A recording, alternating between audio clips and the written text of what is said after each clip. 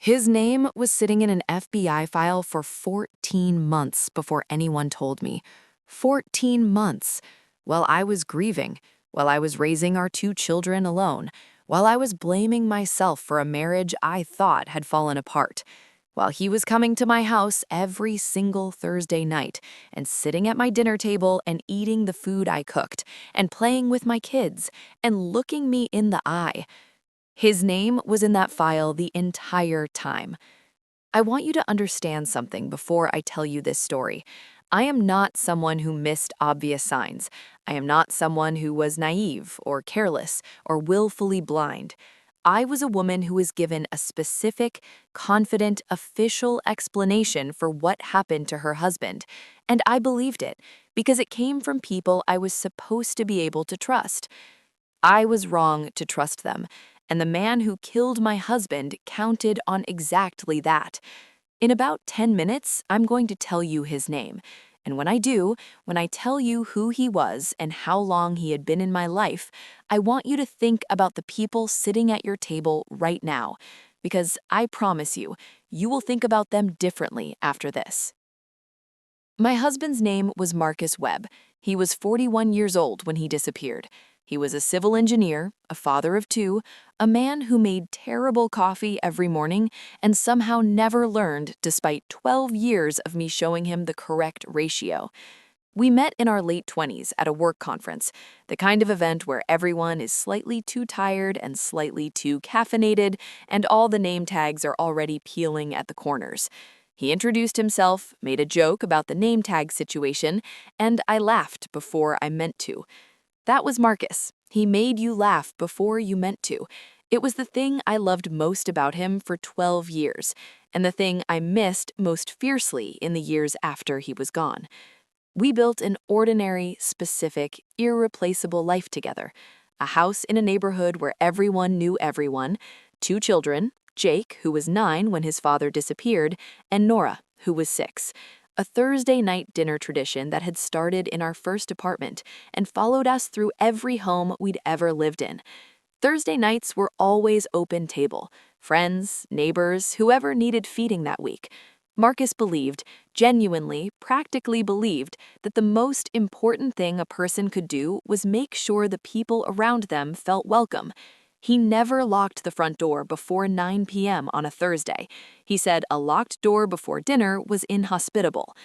I think about that unlocked door a lot now. I have thought about it more times than I can count. That specific, characteristic, entirely Marcus thing, leaving the door open because someone might need to come in. He never imagined that the most dangerous person in our life already had a key. Marcus had one best friend. They had known each other since college, 20 years of friendship by the time everything fell apart. His name was Ryan Cole. He was at our wedding. He was in the room when both of our children were born. He was the person Marcus called when he needed advice, when he was scared, when he needed someone who had known him before he became a husband and a father and a homeowner with a mortgage and a creaky front step he kept meaning to fix. Ryan Cole was at my dinner table every Thursday night, every single Thursday, for 2 years after Marcus disappeared. I need you to hold that information because in a few minutes, I'm going to tell you what the FBI found. And when I do, I need you to already be thinking about those Thursday nights, about Ryan sitting across from me, eating my food, watching my children grow up, about the fact that he knew exactly what had happened to my husband, and he never said a single word. Marcus left for work on a Tuesday morning in October. He kissed me at the door. He ruffled Jake's hair. Jake was eating cereal at the kitchen counter and complained about it because 9-year-old boys complain about everything. He told Nora her drawing was beautiful. She was drawing horses. She was always drawing horses that year. And he picked up his bag and walked out. I watched him get in his car from the kitchen window. He waved when he backed out of the driveway. I waved back. That was the last time I saw him.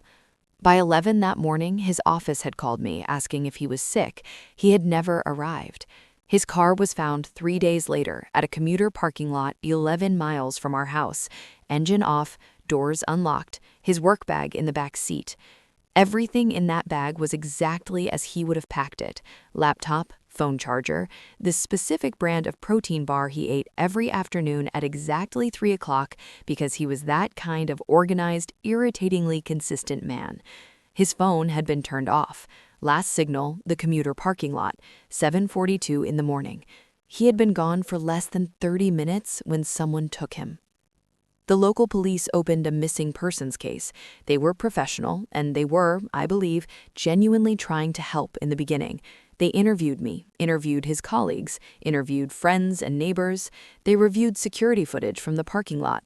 The camera covering the specific section where his car was found had been offline for maintenance that week. That fact, that one specific camera being offline that one specific week, never stopped bothering me. I mentioned it to the detective 4 times. He told me it was unfortunate timing. I have since learned that it was not a coincidence. 28 days after Marcus disappeared, the lead detective called me into the station. He sat me down across from his desk and he told me, carefully, professionally, with what I believe was genuine discomfort, that the investigation was being reclassified. He said there was no evidence of foul play. He said the financial records showed a withdrawal from a savings account I hadn't known about. He said they had spoken to several people who suggested Marcus had seemed distant in the weeks before he vanished. He said, and I want you to hear these words exactly, "Mrs. Webb, in cases like this, the most common explanation is voluntary disappearance." He thought my husband left me. He thought Marcus packed nothing, abandoned his car, left his children, walked away from his entire life, and that this was the most likely explanation. I sat across from that desk, and I felt something happen inside me. Not anger, not yet. Something colder than anger. Something that said, if no one is going to find out what happened to my husband, then I am going to have to do it myself. Let me tell you what the next 2 years looked like, because I think people imagine that when a spouse disappears and the police close the case, the family simply waits, grieves, moves on eventually. That is not what I did. I hired a private investigator within 2 weeks of the case being reclassified. Her name was Donna Marsh, former law enforcement, 23 years experience, the kind of woman who listened to everything you said and wrote down the parts that mattered without telling you which parts those were. Donna spent 4 months on Marcus's case. She traced his movements in the weeks before he disappeared. She found nothing that suggested he was planning to leave, no secret accounts beyond that one withdrawal, no second phone, no evidence of another relationship, no behavioral changes that anyone who actually knew him described as significant. What she found instead was a gap. A specific 3-hour gap in Ryan Cole's alibi for the morning Marcus disappeared. Ryan had told police he was at his gym from 6 to 8 that morning. The gym confirmed he had badged in. What Donna found through a contact at a traffic monitoring service was that Ryan's car had been captured on a highway camera 11 miles from that gym at 7:15. 7:15, 30 minutes before Marcus's phone went dark. I took this to the detective. He told me traffic camera data was not conclusive. He told me Ryan Cole had been interviewed twice and there was nothing to substantiate any suspicion. He told me pursuing this line of thinking could damage an important friendship and cause me further pain. He told me to consider grief counseling. I want to be honest about what those 2 years did to me, because I have told this story now in ways that make me sound composed and determined and relentless, and I was those things, but I was also a woman raising 2 children alone, working full-time, fighting a closed investigation with my own money, and sitting across from my husband's best friend every Thursday night while something in the back of my mind that I could not name and could not silence kept asking a question I was terrified to fully form. Jake stopped wanting to go to school that year. Nora started drawing horses with no riders. I kept the Thursday dinners going because I did not know what else to do, because Marcus had loved them, because stopping felt like accepting something I was not ready to accept, and because some part of me, some cold, quiet, watchful part, had decided that keeping Ryan close was more useful than pushing him away. 28 days after Marcus disappeared, on a Wednesday afternoon in August when I was sitting at my kitchen table paying bills, which is the most ordinary possible thing a person can be doing when their life changes completely, my doorbell rang. Two people, a man and a woman, both in dark suits, both with the specific quality of stillness that I have since learned means law enforcement. The woman said, "Mrs. Webb, my name is Special Agent Diana Park. I'm with the FBI. May we come in?" I stepped back from the door, and Agent Park said, "We have some information about your husband, and we need to ask you questions about Ryan Cole." I had to hold the doorframe to stay standing. What Agent Park told me over the next 3 hours sitting at that kitchen table, the same table where I had eaten dinner with Ryan Cole every Thursday for almost 2 years, came out in pieces, careful, deliberate pieces, each one placed like something heavy being set down gently. The FBI had not come to me because they were just beginning their investigation. They had come because they were finishing it. It had started not with Marcus, but with money. A federal financial crimes investigation into a real estate development company had, after 18 months of forensic accounting, surfaced a pattern of wire fraud involving several business partners. One of those partners was Ryan Cole. In the process of building that case, investigators had pulled phone records, financial transactions, and communications going back 3 years. And in those records, they found something that had nothing to do with wire fraud. They found evidence of a payment, a specific, structured, carefully concealed payment made by Ryan Cole to an account connected to a man with a prior conviction for violent crime. The payment was made 6 days before Marcus disappeared. 6 days. Agent Park slid a document across my kitchen table. She said I did not have to look at it. She said she would understand if I needed a moment. I looked at it immediately because I had spent 22 months waiting for the truth, and I was not going to look away from it now that it was in front of me. It was a financial transaction record, Ryan Cole's account, the amount, the date, and a note in the FBI's case file, 3 words that I have not been able to get out of my head since the moment I read them: payment for services. I sat at that table for a long time after Agent Park said what she said next. She told me that Marcus had not disappeared voluntarily, that his remains had been located 6 weeks earlier in a wooded area in a neighboring state, that the identification had been confirmed through dental records, that they had been waiting to tell me because they needed to complete enough of the case first to ensure the arrest would hold. Marcus had been dead for 22 months, and Ryan Cole had known exactly where he was the entire time. I thought about every Thursday night, every dinner, every time Ryan had hugged my children, every time he had said, and he said this regularly, with a warmth I had never questioned, "Marcus would be so proud of how you're handling this." He knew. He always knew. Now, here is the part that took me the longest to understand, and it is the part that when I finally did understand it, made everything worse and also, somehow, made it make sense in the way that terrible things sometimes do.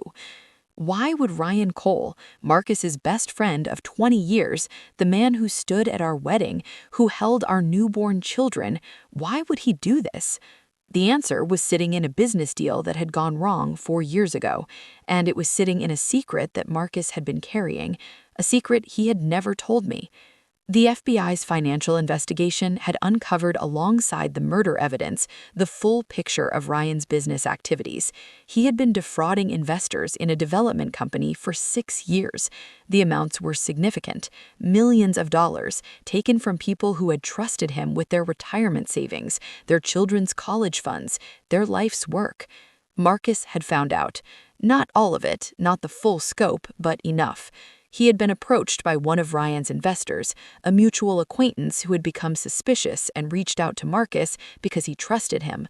Marcus had looked into it quietly, carefully, the way Marcus did everything. He had found enough to know that what Ryan was doing was serious, criminal, and he had told Ryan he knew. Agent Park showed me the text message thread, the last exchange between Marcus and Ryan, 6 days before Marcus disappeared.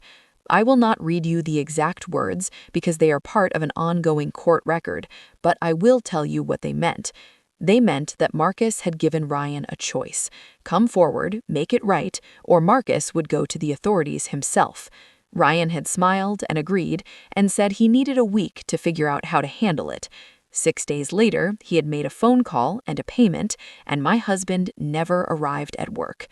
The man Ryan hired was arrested in a separate state 4 months before the FBI came to my door.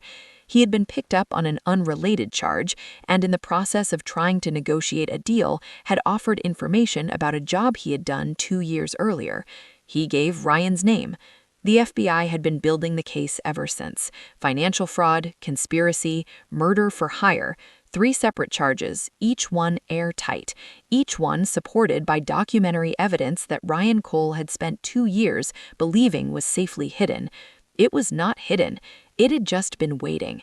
Ryan Cole was arrested on a Thursday morning, the same day of the week as our dinners. I don't know if that was deliberate on the FBI's part or just the way the timing fell, but I have thought about it, and I find that I am glad it was a Thursday.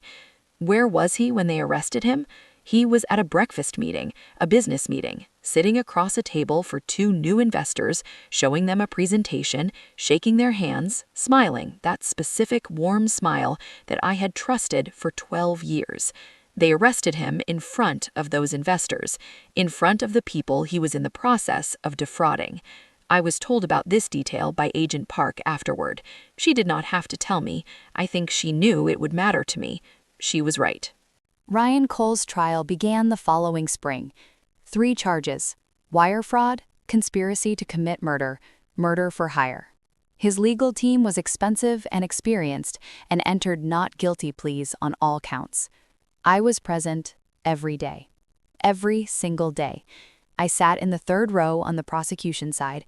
I wore the same thing every day: a navy blue blazer, because Marcus had once told me I looked capable in it, and I wanted to feel capable. I needed every piece of armor I could find. The prosecution's case was built on 4 pillars: the financial records showing the payment, the phone records placing Ryan in contact with the man he hired twice in the week before Marcus disappeared, the testimony of that man himself who had taken a plea deal in exchange for cooperation, and the text messages.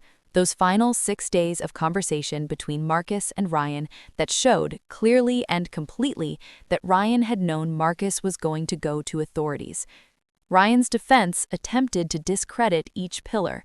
The payment was mischaracterized, they said. The phone records were circumstantial.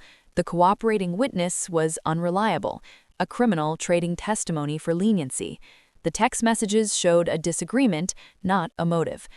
For 6 weeks, I sat in that courtroom and listened to lawyers argue about whether the evidence of my husband's murder was convincing enough. I did not break. Not in that courtroom, not once. There was one moment in the trial that I have not spoken about publicly until now. It was in the 3rd week. The prosecution was presenting the text message evidence. The messages were being displayed on a screen, large enough that everyone in the courtroom could read them clearly. I was reading them along with everyone else, and somewhere in the middle of reading my husband's words, his careful, decent, principled words, the words of a man trying to do the right thing, I felt someone looking at me. I looked up. Ryan Cole was looking directly at me for the first time in 3 weeks of trial, for the first time since the arrest. He was looking at me with an expression I had seen on his face 100 times across my dinner table. Something that looked almost like apology. I held his gaze for a full 10 seconds, and then I looked back at the screen, back at Marcus's words, and I did not look at Ryan Cole again for the rest of the trial. I had nothing to say to him with my eyes. I was saving everything for the sentencing. The jury deliberated for 3 days. 3 days is a very long time when you have been waiting 2.5 years for an answer.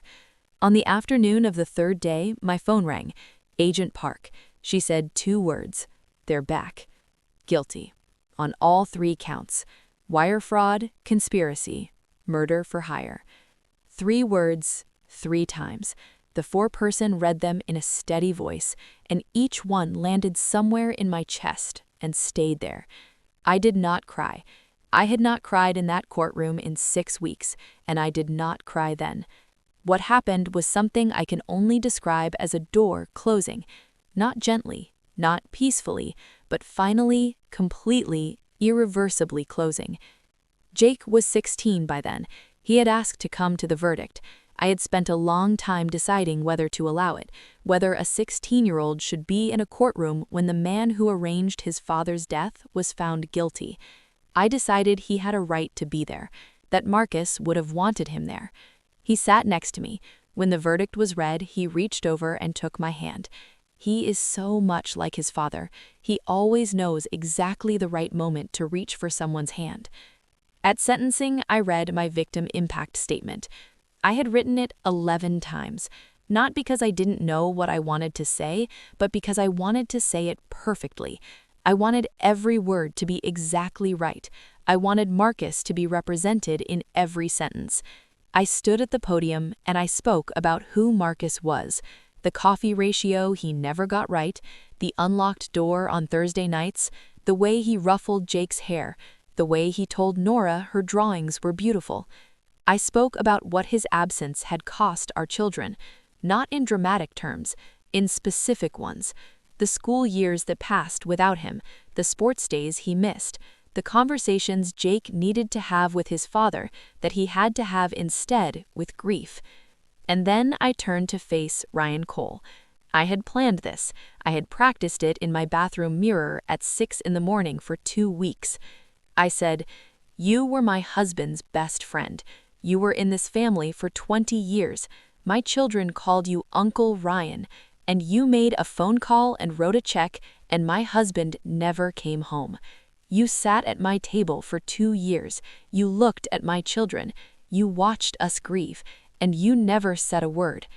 Marcus gave you a chance to do the right thing. He believed you would. That is who he was. He believed in people, even when they had already decided not to deserve it. He was wrong about you, and I am going to spend the rest of my life making sure that every single person who ever trusted you knows exactly what you did with that trust." The judge sentenced Ryan Cole to 40 years without the possibility of parole on the murder-for-hire charge, plus concurrent sentences on the fraud and conspiracy charges. He will be 81 years old at the earliest possible review date. He turned to look at me when the sentence was read. I was already looking at him. I did not look away. There is one more thing I need to tell you, something that happened 6 weeks after the sentencing that I have not shared anywhere until right now, something that came in the mail, something that, when I opened it, made me sit down on my kitchen floor and cry for the first time since the verdict. Not grief tears, something else entirely. 6 weeks after the sentencing, I received a letter. The return address was a law office I didn't recognize. Inside was a single handwritten page. It was from Marcus. His attorney, a man I had never met, who Marcus had apparently visited 4 months before his death, when he had realized the situation with Ryan was becoming serious, had been holding a sealed letter with instructions to deliver it to me if anything happened to Marcus. The attorney had seen the news coverage of the trial. He had contacted me through Agent Park. I am not going to read you the letter. It belongs to me and to my children and to no one else, but I will tell you what it contained. It contained an apology for not telling me what was happening with Ryan. Marcus said he hadn't told me because he was hoping to resolve it quietly, without turning our lives upside down. He said he knew that if he told me, I would have worried, and he hadn't wanted me to worry about something he thought he could handle. He said he was wrong, that he should have told me, that keeping things from the person you love, even to protect them, is its own kind of mistake. He said he loved me. He said Jake and Nora were the best thing he had ever done. He said the coffee ratio, he admitted it, finally, in writing. He had actually been getting it wrong on purpose for years, because he liked the way I corrected him every morning. He said it was the best part of his day. I read that letter sitting on my kitchen floor for a long time, and then I got up, and I made coffee, the correct way, and I drank it at the kitchen table where I had sat across from Ryan Cole every Thursday for 2 years, and where I now sit across from Jake and Nora and where I will continue to sit for as long as I am in this house. Marcus's door is still open on Thursday nights. I still cook, I still invite people. Different people now. Our lives have changed in ways that made some relationships impossible to continue and opened space for new ones. But Thursday nights still happen. Because the best thing I can do for my children, the most direct, concrete, daily thing, is to show them that what Ryan Cole did not close the door their father spent his whole life leaving open. It tried to. It came very close, but it did not. If you made it to the end of this story, thank you. Truly. I told this story because Marcus deserves to be known, not as a case number, not as the victim in a wire fraud investigation, not as a headline, as the man who got the coffee ratio wrong on purpose just to hear me correct him. If this story reached you, if it meant something, please share it with someone who needs to hear it. And if you are sitting right now thinking about someone in your life that you trust without question, I am not telling you to be suspicious of the people you love. I am telling you that Marcus trusted without question too, and that the most important thing I learned from losing him is this. The people worth trusting are the ones who, when they are given a choice between what is easy and what is right, choose what is right. Every time, even when no one is watching, especially then. His name was Marcus Webb. He was 41 years old.